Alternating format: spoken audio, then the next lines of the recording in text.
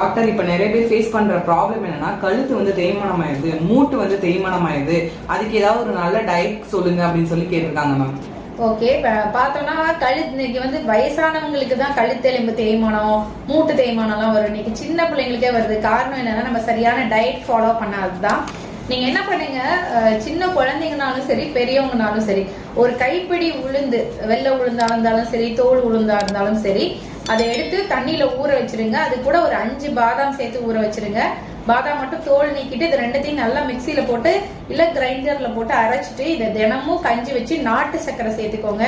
தேவைப்பட்டா தேங்காய் பால் கூட சேர்த்து ரெகுலரா கொடுத்துட்டே வாங்க. உங்களோட கழுத்து எலும்பு தேய்மானம், மூட்டு தேய்மானம் இதுக்கெல்லாம் எக்ஸலண்டா இருக்கும். இது கூட கேழ்வரகு களியாவோ அடையாவோ இல்ல வந்து தோசையாவோ செஞ்சு கொடுத்துட்டு வாங்க. முடக்கத்தான் கீரை தினமும் சேர்த்துக்கோங்க.